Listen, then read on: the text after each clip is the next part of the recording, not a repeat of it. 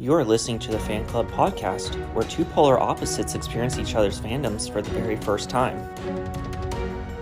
Hey everyone, welcome back to the Fan Club Podcast. Matthew. And my name is Sarah. And we are discussing episode 43, which just happens to be the Eternals. This movie felt eternal. Yes. And we heavily debated skipping this movie entirely. Yeah, we thought about it just because it's not universally everyone's favorite. So if you were maybe the one single human being on the planet that enjoyed this movie, let us know why. Let us know why you hate good things. But also maybe don't listen to this one. If you would like to hear us roast this movie Stay tuned. Make several Game of Thrones references because it's inevitable. Yes. Stay tuned. Yeah. Otherwise, maybe not. But on a slightly different note, starting in the new year, over on my Twitch, I am going to start streaming all the Assassin's Creed's games. So from Assassin's Creed 2 all the way to Valhalla, and they're all going to be donation streams. So if you listen to this, check out my streams. I will post on our Instagram the days that I'm going to be streaming. And so they're all going to be donation charity streams. And also, this is a good time as any. Last night, as of when we're recording this, we signed on to be a part of the Needlessly Nerdy podcast network, which is really exciting. Yes. It is, but you'll hear a little blurb at the end of the episode about what that is, but it's a really cool website. You guys should go check it out. And our friend over at Mr. Marvelous Minutes is a part of it, as well as a couple of other nerdy podcasts. So go check them out as well. And they have a bunch of stuff over on their website. Yeah. So go check them out. It's really exciting for us. Also today we hit 100 followers on Instagram, which is really freaking cool. Yes. It doesn't seem like a lot, but it is a big deal and actually is incredibly validating. I mean, for such of a small podcast like what we have, hitting 100 followers, that's a big thing. I read something somewhere. So, like, back in the day, back when I was a teenager, I did YouTube for a long time. Like, I was really into makeup and all that stuff. So I did YouTube beauty videos back in the day. And somebody said, and this was back in like 2011, 2012, when they said that the first 1,000 subscribers is the hardest to get. Mm-hmm. And so numbers don't necessarily mean a ton, and podcasting and the nerd world is incredibly oversaturated, especially now. So it's incredibly difficult thing to tap into, but it is such a big deal to us and incredibly validating that something we put so much work into is we're starting to get the not recognition, but but also we also have a pretty core group of people that listen to this. Yes. That we talk to regularly on Instagram, we comment on people's stuff, we interact with people. I recognize usernames all the time. It is really, really cool. I was looking at our analytics yesterday, and we have listeners in Australia and Canada and the UK, and I think there was one in South Africa. Like, it's really cool. Yeah, that is. I need to look more into the analytics of the podcast on Anchor just to. So all that to say, a huge thank you goes out to you guys for Yes. listening to this, commenting on our stuff, liking our stuff, being an active member in our little bubble. Yeah. It doesn't seem like it's a lot on paper. And we don't make a dime from any of this. No. But it is really, really, really cool to know that in the future it could be something profitable for us. Oh, just also reminding you guys, we do have a Patreon now. Yes. Where you can get the episodes a day early, ad-free, plus bonus content from me. Those videos over there are Matthew's little baby. He It's my little pet project. He's been wanting since we started this podcast to go deeper into like the comic book lore and stuff we don't necessarily have a ton of time for on the podcast. Yes. So There's not a whole lot up right now, but I am writing more out just so that we get a massive upload, which we may start back up in the new year. Yes. And also in the new year, I'm not sure if we talked about it or not, but over on the Patreon, we're going to have bonus episodes for Yep. X-Men, Spider-Man. And when we get to it, Fantastic Beasts. Yes, Um, so anything that is not technically canon to whatever fandom, I mean, Fantastic Beasts is canon, but they retconned on shit. Yeah. unfortunately. But like X-Men really isn't. Like the earlier Spider-Mans aren't. And eventually down the So line, we hope to maybe do like some polls of what you guys want us to cover, some yeah. of the extraneous content and whatever. Um, And then after April, the week of April 17th, 20th, somewhere around there, will be the last Marvel episode for a couple months. and we're gonna start doing some more Har one-off movies. We're gonna get to Harry Potter eventually in that yeah, span in of that little time. time, it's just because so Ant-Man comes out February 17th. Then Guardians 3 comes out May 5th. So we just have 3 months of pretty much non-Marvel content going up, but they will still be going up over on our Patreon. The bonus Marvel episodes. Yeah, so We'll still be doing Marvel stuff, anything but that it will be is more over there. anything that is more I guess not necessarily core MCU, but is technically Marvel owned. Yes. Or I guess in this case of Spider-Man, I mean, Sony owned. We just wanted yeah, to do a couple of like more housekeeping items up at the top just because if we stick them back at the end, like there's a chance people won't hear it. So yeah, um but yeah, we're kind of getting close as we're recording this, it's a week till Christmas. So we're yeah. kind of getting close to the end of the year. So we just want you guys to be upfront about Just the what's changes coming. that are going up in the next year. Um, Also, the day of Christmas, Christmas Day, we will be posting our coverage on the Guardians of the Galaxy Christmas special. Yeah, And then the day after that is our normal upload day, which we will be posting Doctor Doctor Strange. Strange Multiverse of Madness. So you'll get a 2 for 1 Yeah, you'll get almost. 2 episodes that Because week. most people are off on Boxing Day, off work on Boxing Day. Yeah, So I feel like, having a 2 for 1, yeah, um, yeah. So, oof the Eternals. yeah. But So there were 2 movies in this lineup that going into it, Matthew was dreading yes, and had for weeks leading up to it being like, "Can we skip it? Can we skip it?" like Eternals. One of those was Captain Marvel, Yes, which neither one of us liked. I know that's a hot take, sorry. Um, and then the other one was Eternals. And with Captain Marvel, I was like, "Oh, it can't be that bad. It can't be that bad." I hated that movie. yeah. I think Eternals dethroned Captain Marvel for my most hated No, Marvel I movie. wouldn't say it's my most hated.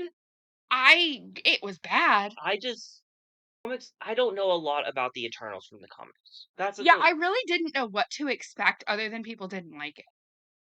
And I part of me kind of wished that I didn't know people didn't like it going in because I think it was my opinion was a slightly tainted knowing I was probably not going to like it Yeah, because most other people didn't. I really didn't love how it felt like it was the movie itself felt like it was more self-important than it was.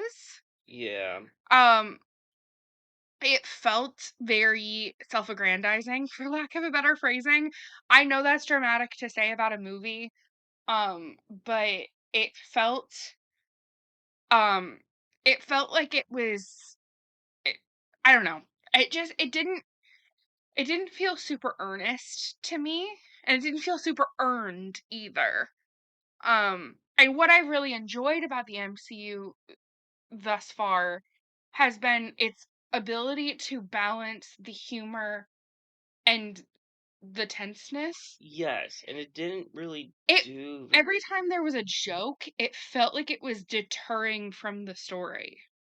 Yeah, And don't get me wrong, I think some of the jokes, mainly Kumail Nanjiani's character, were really funny. yes, However, it felt like a different movie.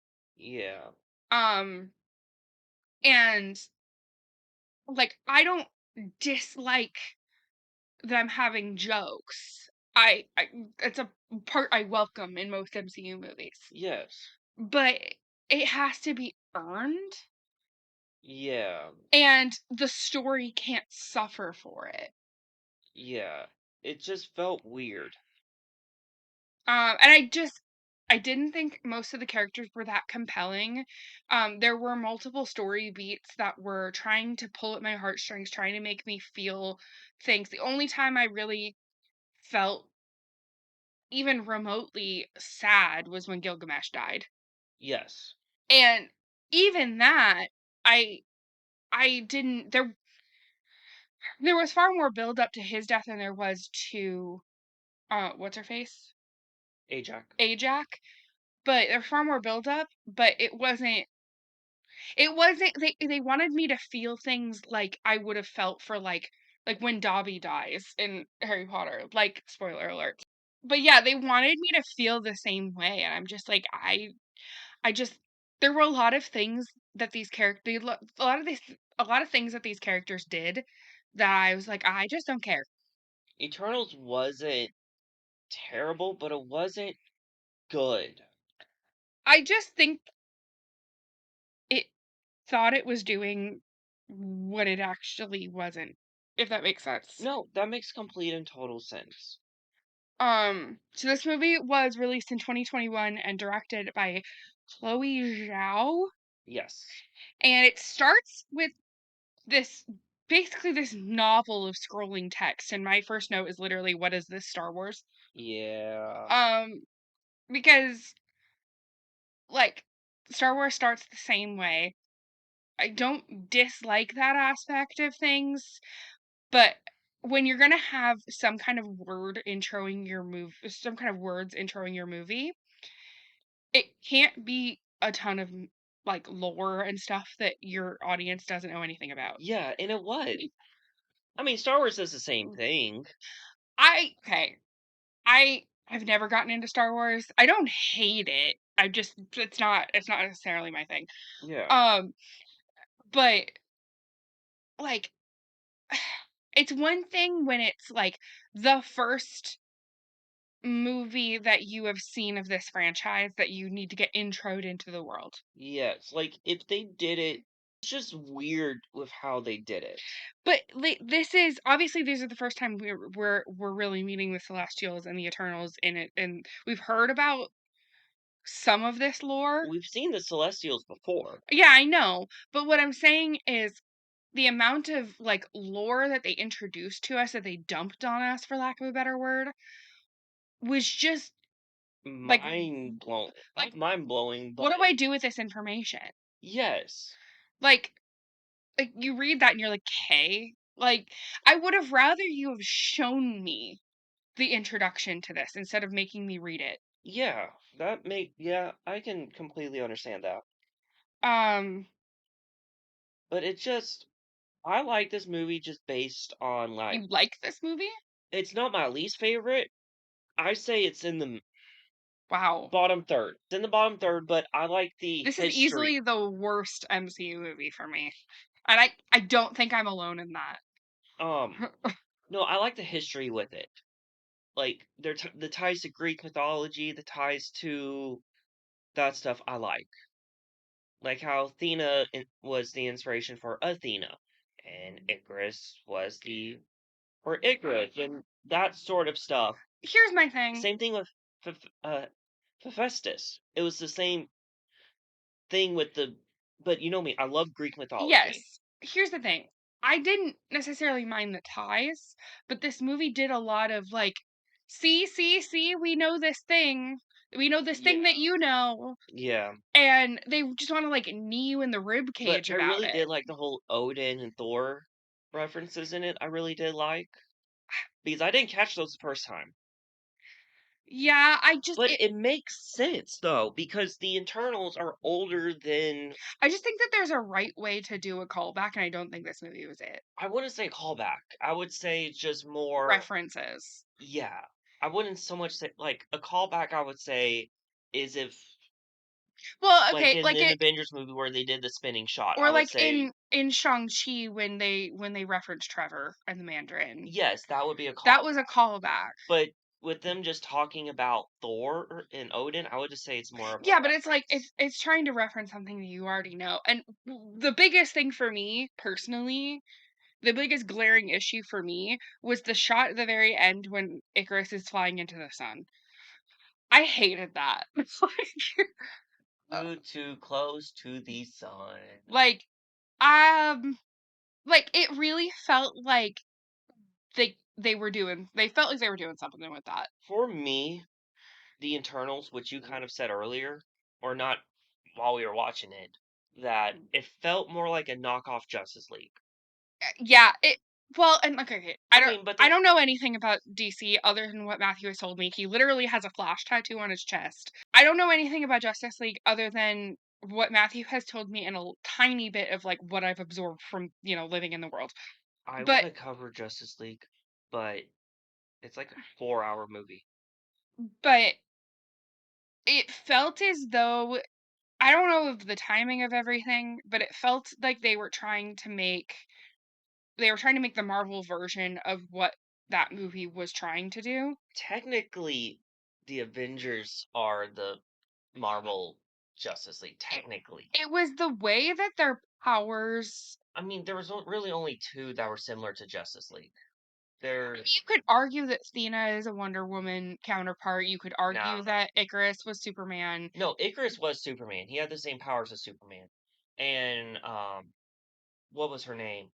The speedster, the fast one, Makari Makari. was the Flash. Yeah, but other than that, there really isn't any other similarities, though.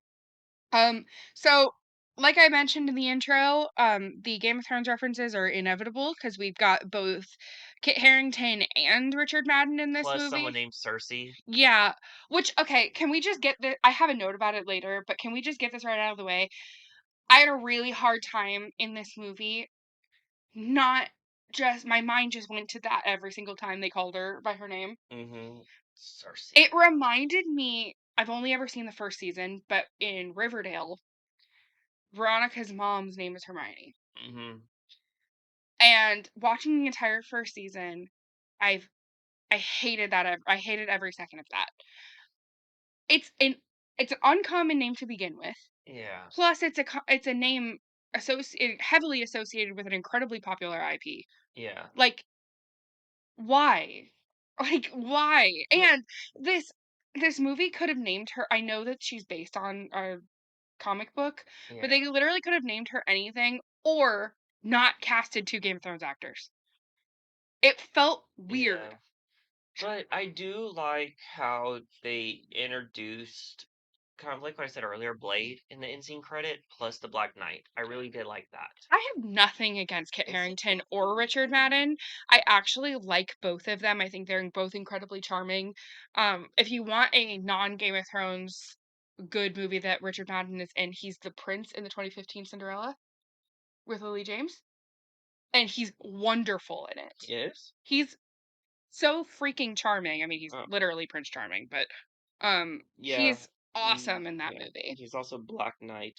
So Kit there's Harington. yes. I was talking about Richard No, Madden. I know. But so there was a deleted scene that wasn't on Disney Plus, but it was in the movie theater from what I remember, where you saw the Black Knight ring on Kit Harington's finger, Mhm. like at the end of it. So like when they zoomed in on him at the end of the movie Mhm. and like sort of panned down on him Mhm. in the theater, there was a couple of seconds longer where you saw the Black Knight ring on his finger, like the Black Knight crest, which I thought was pretty cool. So we go to Mesopotamia in 5000 BC. Yes. Um. Also, Makari is what her name is. Yeah. The equivalent of the Flash. Yep. She speaks in sign language, which is really cool. Wasn't there another character? Oh, it's Echo. We had another. She's the second. Yes. Yeah. Um. So the Eternals ship is this giant floating triangle. I thought it was a rectangle at first, but it's actually a triangle. Mm-hmm. It just Mm. just from the angle of it looked weird. And then we flash to present day London, where Jon Snow is a teacher, which was weird. It's like he teaches a class at a museum. I'm sorry. I'm sure most people are like this. When you're so used to Or seeing an actor in something specific and they really don't do anything else outside of that thing for the longest time, you really only associate them with that thing. yeah, And so he will forever be, I mean, like, Daniel Radcliffe will forever be Harry Potter to me. As much as I love him and other stuff, yeah, his face is still Harry Potter to me. yes. So Kit Harington will forever be Jon Snow to me. It's nothing against him. I think he does a Yeah, great job, but it just was a little distracting the whole movie. Just being like, why does Rob Stark have lasers for eyes? yeah. Um, I think his job, because they went to a museum. yeah, I was like, is this the same museum from Moon Knight? No, Because different museum. it's the London History Museum, which is the same Uh, museum from Moon Knight. It looked different when she was walking up to it. It I looked mean, I'm not saying London has a ton of museums. so. I'm just saying I it. mean, Editing Sarah here. Though you probably knew this, but they are not, in fact, the same museum. The museum in Moon Knight is actually a combination of the British Museum and the National Gallery, and the Eternals Museum. The Eternals Museum is the Natural History Museum, which is also in London, but as I said, London has a lot of museums. they could have been in different boroughs, Neighborhood, you mean? neighborhoods, and so London doesn't really do boroughs, it's more neighborhoods. okay. I thought they still did boroughs like Whitechapel and No, they do. It's like there's like Nottingham and there's Fulham and there's yeah, but it's all London. It's like similar to like New York, like Soho, like yeah, or Lower like Manhattan, in Upper any Manhattan. in any city it's like downtown, uptown, midtown, Yeah, you know. okay. But Yeah. I think they're two different museums because there was a sign on there like something about Charles Darwin. There was like a bust of Charles Darwin, Yeah, I and think, there or a wasn't. painting or something. I think it was a bust. No, that might have been the like history museum, and the other one was like the science museum or something. But anyway, he's giving a Presentation. on apex predators. Yes. And while and the kids are quite young. They're like middle school age. So it might have been something through like a private school or Maybe it was a something. field trip or something. Maybe. And there is a earthquake. Yes. And we figure out that um I'm just gonna call him Kit Harington or Jon Snow. I don't remember the actor or the Dane. character's name. Dane. Dane. There's a giant earthquake, and Dane Whitman. Dane does not know that she is a eternal. He kind of knows because Sprite told him some stuff, but he doesn't believe Sprite. Which I don't know why anyone would believe Sprite. And then we go to a club. It's Dane's birthday, and some creepy dude is trying to hit on who we later figure out is Sprite, but she's like shape shifted into like an older girl. Yeah. And she's like creeped out, which anyone would be, but it's also because she looks like a child. Yeah. In real life, she is 17. And then we get Rob Stark baby. We meet Icarus. Yeah. Oh yeah, also Harry Styles was in this movie for point 0.5 seconds. Okay, I'm just sorry to all the Harry Styles fangirls. I'm about to offend you. I don't like him. I attempted to watch Don't Worry Darling. I watched half of it and then I turned it off because I got bored. I love Florence Pugh, as I've talked a million years about her on this podcast, but Harry Styles was arguably the worst part of that movie. And I'm glad I didn't have to sit through another already bad movie with him in it. Yeah. I will be doing a deep dive on Thanos in the Patreon because there's a lot that the MCU did not cover that ties into the Eternals. They get attacked by the Deviant. You want to talk a little bit about the Deviants? Deviants, I'm trying to think how I can explain it without spoiling too much. Like within this movie, or Yeah, within this movie because we'll just say probably it? the Deviants were created by Aramish to be the original apex predators. The Celestial created the Deviants first, and then he created the Eternals because of his mistake with the Deviants. Mhm. The Deviants were supposed to just kill the apex predators, but they started mutating and evolving to become the apex, where people weren't, or civilizations weren't evolving like they were supposed to. They're not adapting to what they're supposed to be doing. Yeah. So he created the Eternals to fight the Deviants. Thanos is technically half deviant. Oh, that's why you brought up Thanos. I thought you were going to talk No, about the line of dialogue that no, Jon Snow says that you hate. that I do hate, but I'll bring that up later. So Thanos is technically half deviant, half eternal. Would have made sense if also at the time when Thanos was introduced, they didn't know that they were going to do the Eternals. Yeah, I was gonna say because the deviants have a very specific look in this movie, and okay, maybe alien genetics don't work the same way, But but from what we saw was their mutated form. So when they kill something, they take its ability, they take its look mhm. when it kills someone. So they could have looked like, Purple thumb. in the comics, he's the only one that is purple. No other, anyone from Titan is purple. So Thanos, when he was a kid, was supposed to be killed Mhm. because it was prophesied the or the purple baby would bring destruction to society. Seems oddly specific. Yes. And so I mean, I guess Harry Potter had a very similar thing where it's like the boy born at the end of July. it was the kid who was born purple with stars in his eyes, or something along What those are lines. up with oddly specific prophecies in these movies? And Thanos was born purple, and his eyes looked like stars when he was born. And he was supposed to die because it was prophesied that he would bring the end of all people. And technically he did, So, partly. so, So the deviant comes and attacks them, and it can heal itself.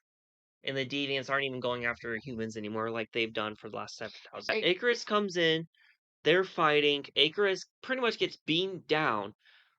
Uh, the deviant throws a bus or whatever at them, and Cersei turns the bus into flower petals. I thought that shot was really cool. Yeah, this movie does have some cool cinematography, but It that doesn't save doesn't. the story. No, but it does have some cool music choices, like at the end with the big fight scene at the end. Was pretty cool. So, I have a note that says, I kind of hate that he can shoot lasers out of his eyes. Um, It's been 13 years. so, okay, here's the thing. Yeah. When you think of the most stereotypical superhero in your brain, right? You think of Superman. Or Batman. No, I'm saying like take all of the just think of the most generic superhero traits that you can think of. Yeah. The most stereotypical random traits. And you You get think Icarus. you think of laser eyes, flying, and a cape. Yeah, And he claims he doesn't have a cape. he doesn't. No capes. Edna Moon would be proud. I don't think any of them actually have a cape. I No, mean, Cersei has like two tiny shoulder blade capes. mm, And I think Sprite has one. Sprite can keep her cape. But I find lasers for eyes to be a really generic superhero power. Yeah, I mean, but I wish I had laser for eyes. That would be cool. I don't know. I feel like none of I think Cersei's powers were kind of cool that she can like turn different elements and stuff. Hmm. And I think the mind control one's kind of cool, and the speed one is kind of cool. And I was gonna say I don't think any of the Eternals have cool powers. I know I'm just listing ones that I like. Um, I think it's mainly I just don't like sprites. I like the rest of them, shapeshifting is cool. but it's Sprite. Here's the thing, and you guys listening to this are gonna be like, what? But watching this scene specifically and learning about all their powers and stuff, it reminded me of Encanto. Yeah. because all of them have very specific powers.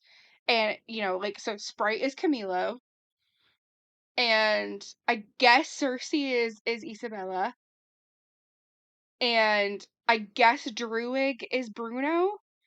No, Bruno can see the future. Yeah, but like he has mind control. Sure.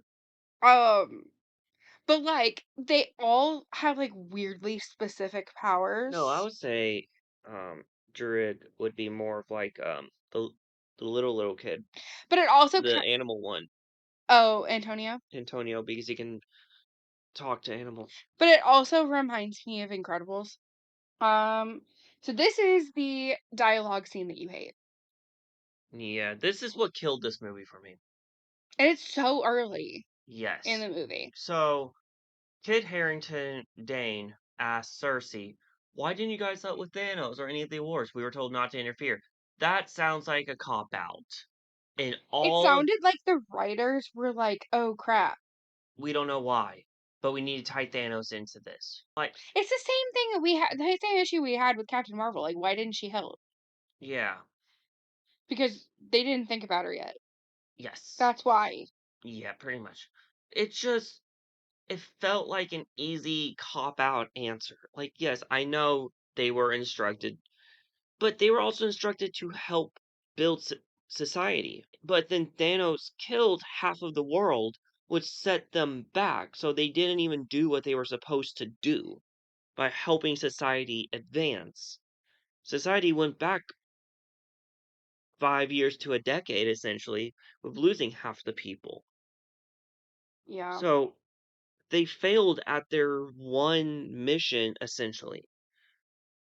But also, so there's this fan theory with Doctor Strange, where I take it with a grain of salt, but it does make sense.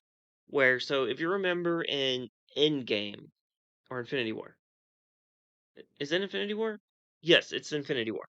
Um, when he is going through all the different possible futures, Mm. the fan theory goes he saw that the emergence was going to happen, and he saw that the only way to stop it was by sacrificing half the people to delay it. And so that's the fan theory goes. That's why Doctor Strange really gave it up. It wasn't to save Iron Man. It was to stop the Celestial coming to life. Hmm. Which, I mean, it makes sense. Again, that just feels like a cop out answer. So then we go to Babylon in 550 BC. Five, yeah. Um, The article I read said 525. so the fall of Wikipedia says the fall of Babylon, but I'm pretty sure the No, title card says 550. the fall of Babylon was 255. Yeah, 525 was the fall of Babylon. Yeah, because they were still in Babylon. So this is the scene where It's like where they're at that big blue gate. yes, that's Babylon, and then the fall of Babylon was 525. Yeah. Oh yeah, because it counts down. Yeah. BC counts down. Mm-hmm. Yeah. Yeah, I was thinking, I was like, so that happened after. No, it didn't. And we learn that Festus Yes. is responsible for all of the world's inventions. So he's basically Yes. talking about a, what is it? Is it like a steam train? It's a steam engine Steam engine. in 550 BC. And she's like, "Yeah, that's a little too advanced." So it's like, "Well, here's this. It's called a plow. What does it do? It plows dirt." I don't know how I feel about this. Um, it feels too easy. But it makes sense though. It doesn't give the human beings enough credit for like No, so forming their own infrastructure. this brings another excellent point to the whole Loki TVA. Is there free will? I don't know how to answer that. Because Marvel is essentially showing everything is destined out with the TVA, with the Celestials. So it's showing that everything is destined to go a certain way. So if it's destined, it's not free will. And then Cersei is trying to help the people with their infrastructure and agriculture. Like she helps them plant things. She helps bring water in to start the growth. And then we flash to 400 AD at the Gupta Empire, and Cersei and Icarus get married. So they've been dating for a long time. I love that there's a line by Dane being like, "Is it serious? Or was it serious?" And he's like, She was like, yeah, it was 5,000 it's years. like, "Oh, you could call that long term." Yeah. So then we go to present day South Dakota. They go to see Ajax, but she dead. She's dead. And the little orb that comes out of Ajax goes into Cersei. Which is how Ajax was talking to Aramish. And this is where I said I cannot get over the fact that there's two Game of Thrones actor and a character named Cersei. Yes. It was very distracting. So, I know you know this. There is the first time we saw a Celestial. So then we go to 1521 AD in Mexico. I didn't write down the exact place because it was very long and hard to spell. Actually, no, it's not Mexico. It's the Amazon. No, I thought it was Mexico. No, because remember later, he says this is the same. Do you not recognize this place? No, because we later see the little globe thingy that Gilgamesh make, or not the Gilgamesh, that Fastos makes, Yeah. and that that there's a marker on it that says that points to Mexico. The Amazon is in Brazil. I think we were in Brazil at that point because Druid says, if do you not recognize this place? This is the last time we were all together. Was right here. He says that when they go and get him from the Amazon. Yeah, but the Amazon is in Brazil. That's what I'm saying. I think that temple at the end that was in whatever 200 or whatever. It's Tenochtitlan. I don't think I'm saying that right. Because I mean, then there's a factual error then in that movie because Druid says, "Do you not recognize this place? This is the last time we were all together. Was right here." Something along, Maybe there's like a deleted scene or something. but I really like Athena's magic swords. I think they're kind of cool. just her magic weapon. She can use any weapon, which makes sense why she's not prophesized as, or why they made her the goddess of war, which is weird because Athena is also she's the goddess of war and wisdom. So it's a little weird. And then we learn about this thing called Mad Weary. Yes. And it's basically Where her brain is factoring from all of her memories, which technically isn't wrong, but and then Druid compels all the soldiers to stop fighting. He's basically like, this is genocide. and goes away And basically gets mad at them and walks away. Yes. And and Ajax lets them all go. Because they killed all the deviants, or Yeah. they thought they did. And then we flash to present day Mumbai, and what's well-known Chinese character's name? Kano. Kingo? Kinko. Kingo. Kingo. Yeah. Kingo. And he's in a Bollywood movie. He's arguably the best part of this movie. I just like the family history that he made up. And he's in a Bollywood movie about Icarus. Yes. Like, I don't know why so many people like Icarus in this movie. I don't get it. He is. It's because Richard Madden is hot. No, but and charming. I'm not saying people watching. I'm saying the characters themselves. Oh. Like Sprite and Kingo. Like, why do you worship the ground he walks? In all honesty, it makes zero sense. Yeah, I thought that weird about face at the end that Kingo is like, he's like, I'm with Icarus. I'm like, why? So you're fine with mass genocide Like, where you're going to die. I felt like, okay, and he didn't ever explicitly say that he was on Cersei's side, but it felt weird it felt almost like he was completely shifting That at the last possible second. he didn't help with the battle. He walked away. He wasn't in the final fight scene. No, I know, but in that room where he like basically is like, I'm done. Bye. yeah, I'm following him. it felt really weird. Is what I'm trying to say. Like, Because I think maybe because I really like Kingo, and I think they could have done a good, like they could have done something interesting with him. But just like the rest of this movie, they had the choice to, but they didn't. Yeah. Um, Like, this movie felt rushed, but it wasn't. That's the thing. then we go to Australia and we see Gilgamesh and Athena, Yeah. and apparently Gilgamesh knows Odin. Yes. They know. So, like, though I think there's a line like Odin and him would spar each other Yeah. back in Thamsburg. Now, if you remember, I know you do, dear, but if you can remember the first time we saw Thamsburg, let me know. Tonsberg. Tonsberg. And it was early on. Kingo was talking about how Thor would just chase him around when Thor was little. This is what I mean by like references and callbacks. Like it just felt disingenuous. But it needed a way to tie into the MCU. Because if you showed someone this by itself, you would not know With that it was Marvel logo. you wouldn't know. Yeah. So they had to do some ties to it. And so But it also asks more questions than it answers because then you're like, okay, so if you know Thor, why didn't you help him with Thanos? because they can't interfere with human lives, even though they interfere by giving Well, and if blah blah blah. presumably if Thor knew these guys and he could have No, been but like, from a long time when Thor was Thor's also 1,500 years old. sure. So I mean, a lot can happen in 1,500 years. So then Cersei goes to try to talk to Arishem and she learns about the emergent. Yeah, she learns about everything that Ajax knew. Which I'm like, that's a lot to unpack in one go. Like, would you want to know all that bad And they news? also learned that they were never alive.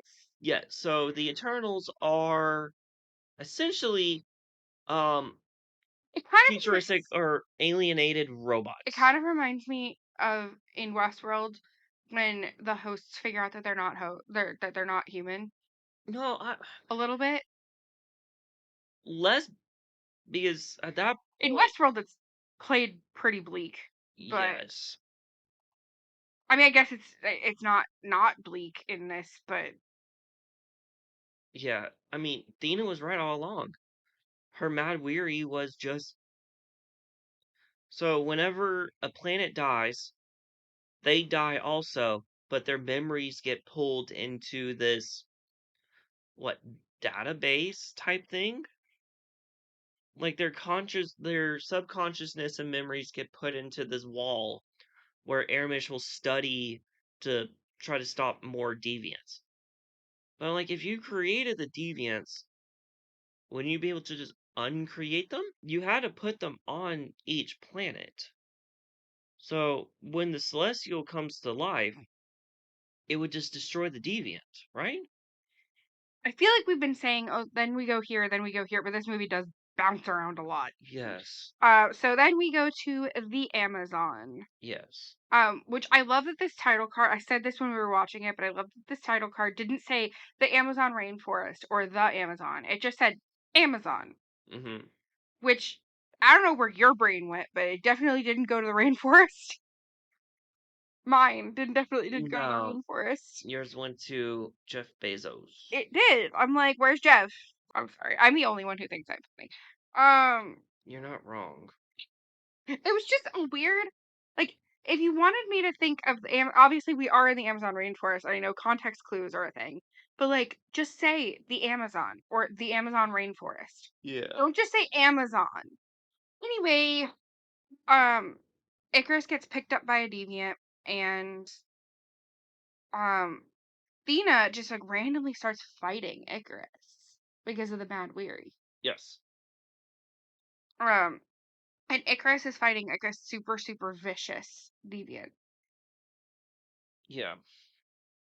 Because of why? It's the same deviant that killed No, but why do the deviants like act like why are they are they're learning? so it's one deviant, which we'll learn later in the movie why. Mm-hmm. Um the deviants can mutate when they kill something. So like some of the deviants look like birds because the deviant killed like a bird or whatever and turned into it. And so with Ajak dead from a deviant, it sort of took her powers, which is why that one deviant can heal. Yeah. The deviant grew a subconscious or grew a pretty much a mind, like a workable mind when it killed Ajax. And it learned or it knew that the Eternals were just killing their family, like essentially killing their family members, pretty much. And so he wants to kill the Eternals for killing his family. So then the deviant kills Gilgamesh, which is I think this is the only emotional beat in this entire movie that worked. And the deviant turned humanoid, which Yeah, was it creepy. talks now. What is this Ultron? No, it's mutating. So it's getting It looks more. like it looks and sounds kind of like Ultron. I was just waiting for it to go. I've got no strings. I mean, we're getting. We'll have 2 live action Pinocchios coming out in the It last just couple. came out. The one on Netflix, the Guillermo del Toro one, just came out. Is that the live action one? I thought. No, the live action one was the one with Tom Hanks that came out like a couple months ago. The Guillermo del Toro one is like a Oh, darker, that more I twisted. do want to see that That's on one. Netflix right now. If you want us to cover that, let me know. It looks horrifying. I want to cover It that. looks horrifying in the same way that I think James and the Giant Peach looks horrifying. I do want to watch it. James and the Giant Peach gave me nightmares. Yeah, I do. I should have bought that book. Yeah, so we were at a antique mall in a like a really tiny town the other week, and Matthew randomly ran across this mint condition copy of Pinocchio With from the 1940s with every single Pinocchio story. with like all of the illustrations, and it was like $20, Yeah. and he didn't buy it. No, because we have adult things we have to do. We had like bills to pay that day. Yeah.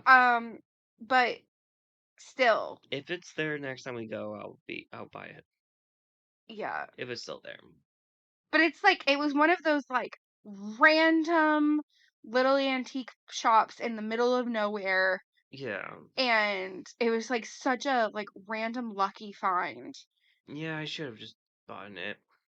Um Oh well. anyway, so then we go to one of the most random places that we go to in this movie, Hiroshima in 1945. Yeah, so we learned that Hephaestus sort of helped build the nuclear bomb for humans and gave up on humans.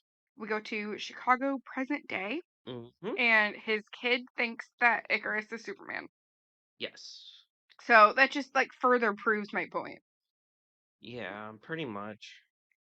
Um, we also get the first canonically gay Character. character. So we go to. I feel like I'm just like so we go here, so we go here, so we go here. I really don't like how this movie jumps around so much. Yeah, I don't get it.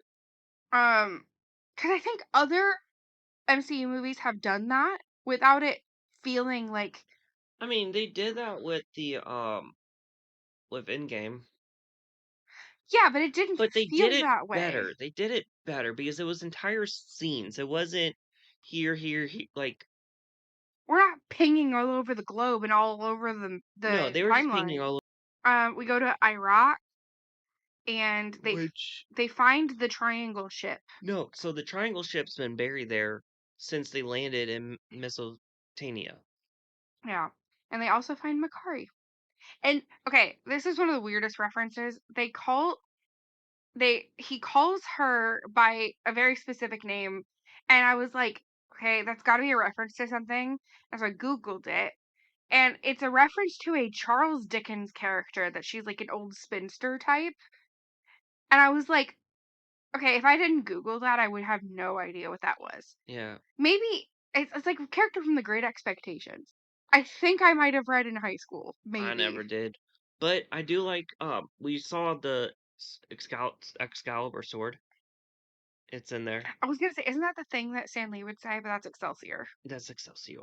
Excalibur was King Arthur. Yeah, So I know. apparently King Arthur was in love with Thena and gave her like a little throwaway line like I think it was Dreg or Druid. Druig said like he was always obsessed with you.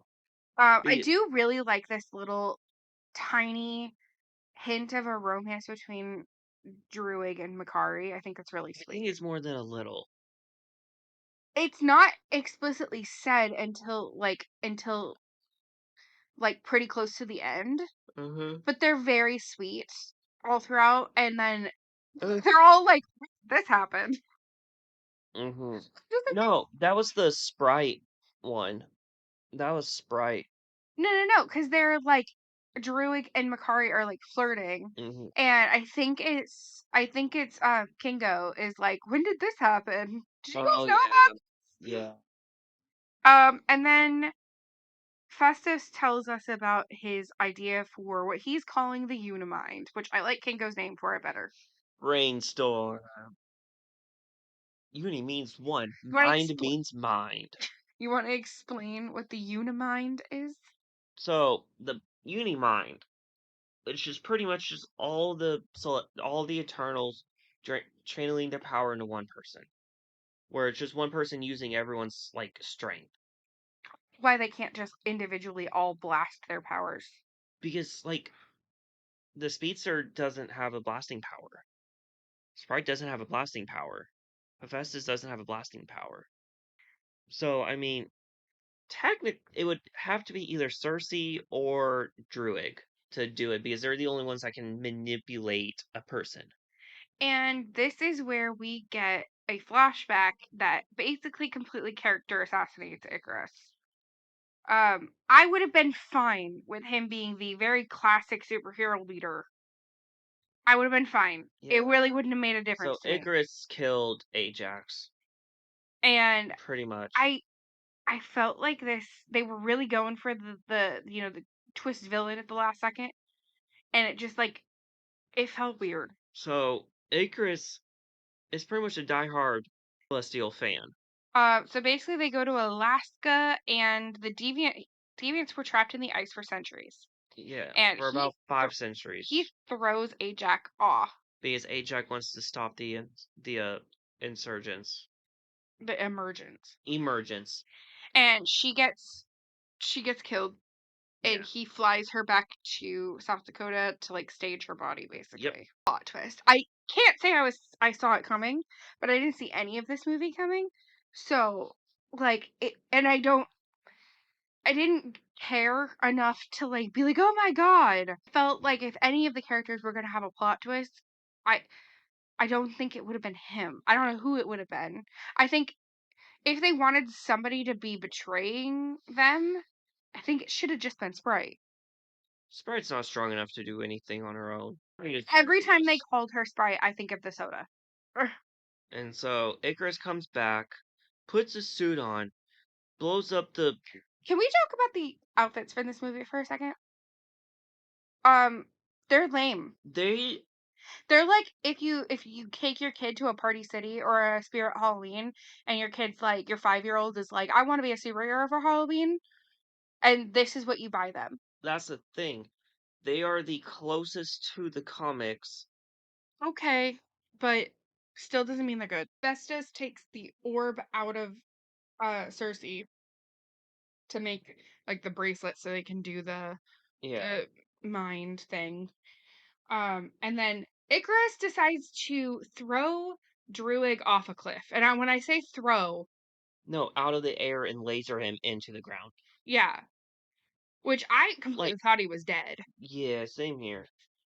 Um, so this is when Matthew said that he really enjoyed the score, which I think between some of the comedy and the score, those are the only two good things of this movie.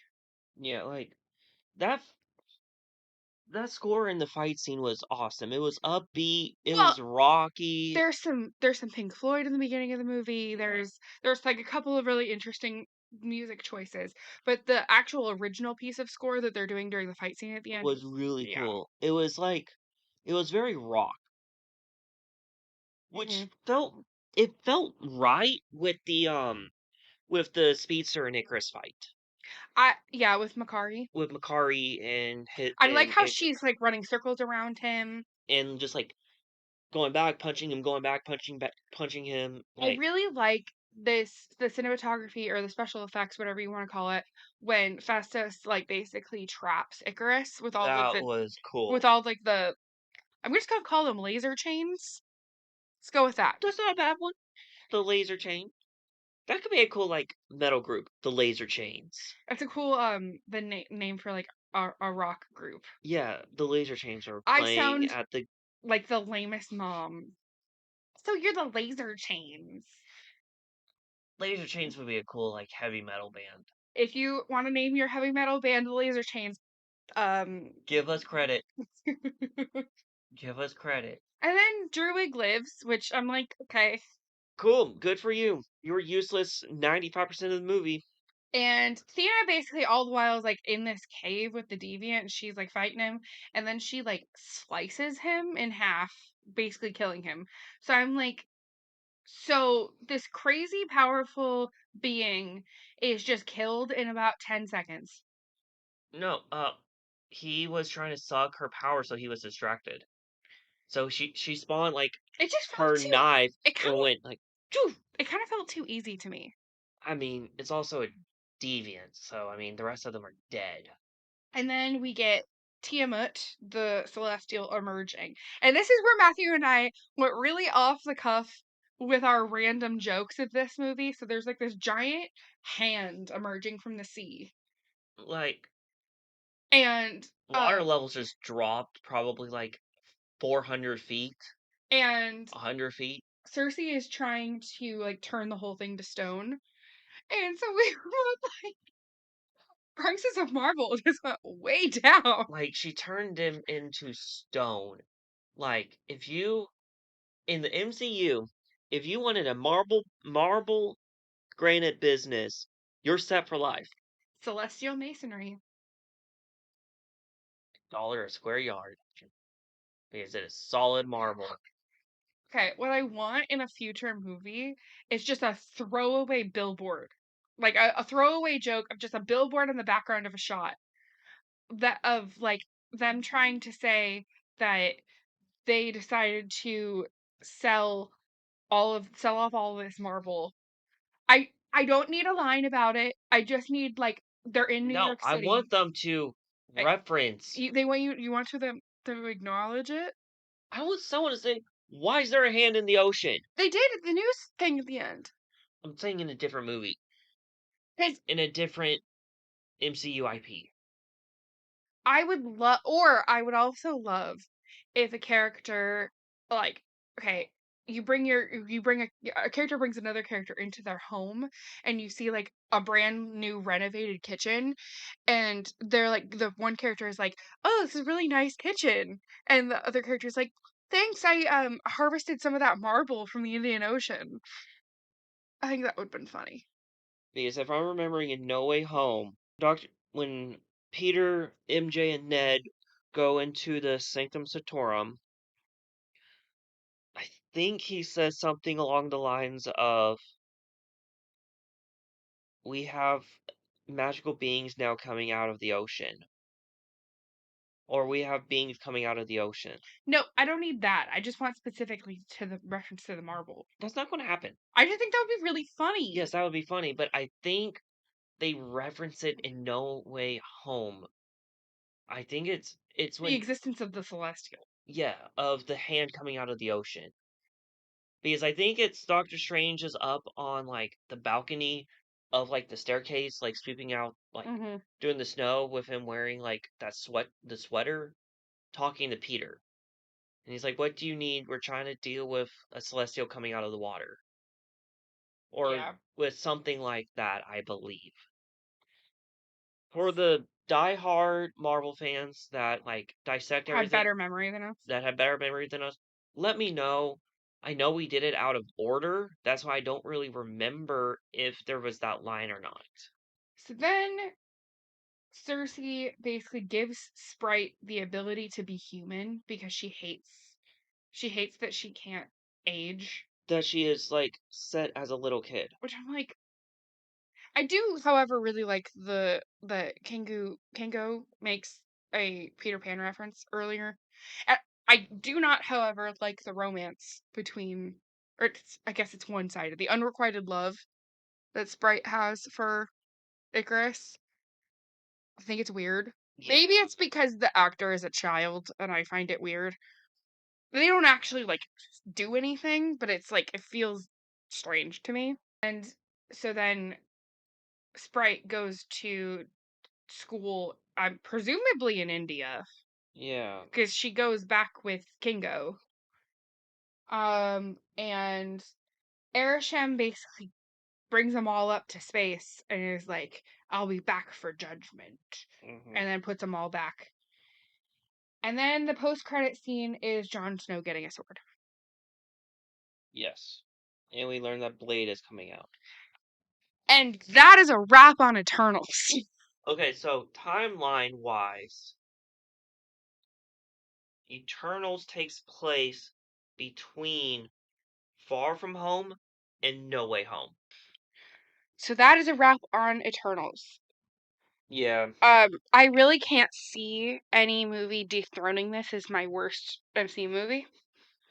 Then again, I said that about Captain Marvel, so we shall see.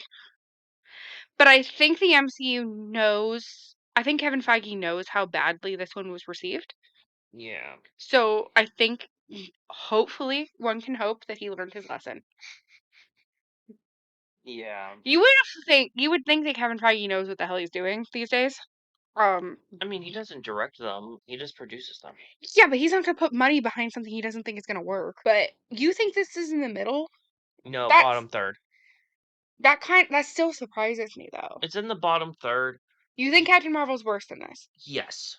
Absolutely. Really? Yes. I enjoyed roasting this movie. I thought it was a fun time, and I said this to Matthew about 30 or 40 minutes in. If it wasn't for this podcast, I would have turned it off. Yeah. 1,000%.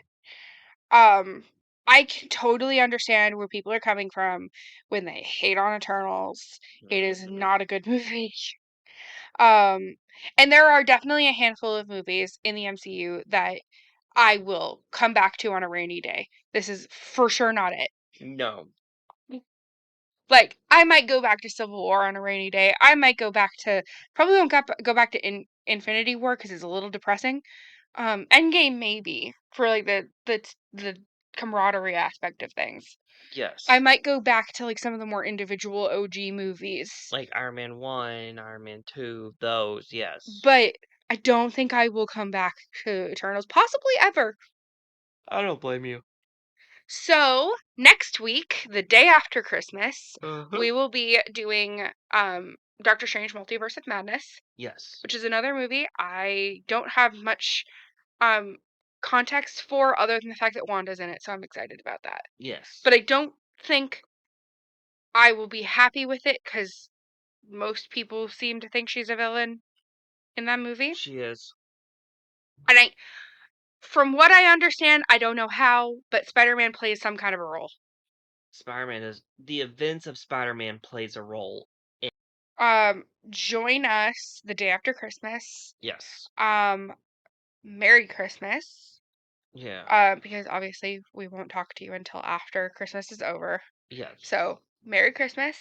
Have a very safe and happy holiday. Yep. And we'll talk to you on Boxing Day. Bye. If you would like to support this podcast, you could follow us on Instagram at thefanclub_podcast or on Twitter at fanclub_podcast.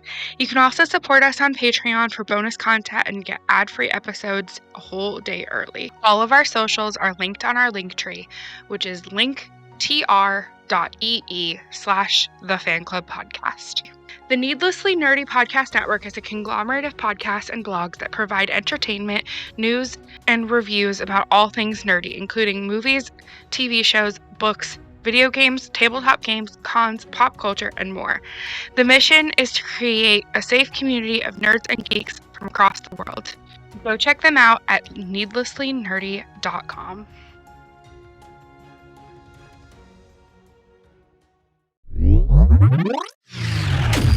The Needlessly Nerdy Podcast Network, your source for all things nerdy. www.needlesslynerdy.com.